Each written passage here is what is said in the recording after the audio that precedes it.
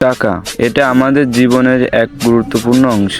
টাকার প্রয়োজন আমরা সবাই অনুভব করি, কারণ আমাদের দৈনন্দিন জীবনের টাকার উপর অনেকটাই নির্ভরশীল। কিন্তু টাকা যেন আমাদের চালানো না করে, আমরা যেন টাকাকে চালাই, এই বৈধটা খুবই জরুরি।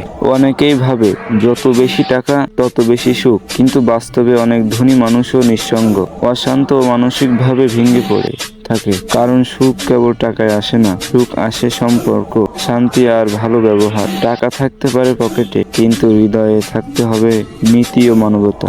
টাকা দিয়ে ঘর বানানো যায়, কিন্তু ভালোবাসা বাড়ি বানানো যায় না। টাকা দিয়ে ঔষধ কেনা যায়, কিন্তু ভালোবাসা বা শান্তি কেনা যায় না। তাই জীবনটা এমন ভাবে গড়ে তুলতে হবে যেন টাকা আমাদের দাস হয়, আমরা টাকার মালিক হই। সততার সঙ্গে উপার্জন করো, হালাল পথে চলো, তাহলে অল্প টাকা থেকেও বরকত আসবে। আর মনে রেখো, টাকার হিসাব মানুষ করতে পারে, কিন্তু রিজিকের হিসাব আল্লাহ করে দেন। পরিশেষে বলি, টাকা হাতে থাকা ভালো, কিন্তু মন যেন টাকায় না হারিয়ে যায়। জীবনে টাকা উপার্জনের চেয়েও তা সঠিকভাবে ব্যবহার করার জ্ঞানটাই জরুরি।